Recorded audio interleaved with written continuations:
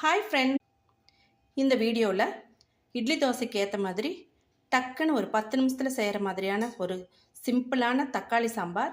அதை எப்படி செய்கிறதுன்னு பார்க்கலாம் வாங்க. அதுக்கு 4 தக்காளியை 1-2 அரைச்சிக்கலாம். கூட தேவையான அளவுக்கு உப்பு, மஞ்சள் தூள், மிளகாத்தூள். இந்த சாம்பாருக்கு முக்கியமாக தேவை பொட்டுக்கடலைத்தூள். ஒரு தக்காளிக்கு 1.5 டீஸ்பூன் அளவுக்கு பொட்டுக்கடலைத்தூள், துருவின தேங்காய், நல்லா பொடியாக கட் பண்ண கொத்தமல்லி தழை. அவ்வளோதாங்க. கொஞ்சம் தண்ணி சேர்த்துக்கலாம். கொஞ்சமாக எண்ணெய் சேர்த்துக்கலாம். கடுகு உளுத்தம்பருப்பு போட்டுக்கலாம். இந்த மாதிரி வெட்டி வச்ச சின்ன வெங்காயம் 1 கப் போட்டுக்கலாம். கூடவே கருவேப்பிலை சேர்த்துக்கலாம். நல்லா வதக்கிக்கலாம். இதில் தேவையான அளவுக்கு தண்ணி சேர்த்துக்கலாம். ஒரு 10 நிமிஷம் கொதிக்கட்டும்.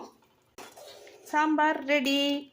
இந்த சாம்பாரை உடம்பு சரியில்லாதவங்களுக்கும் கொடுக்கலாம். நீங்களும் ட்ரை பண்ணி பாருங்கள். தேங்க்ஸ்.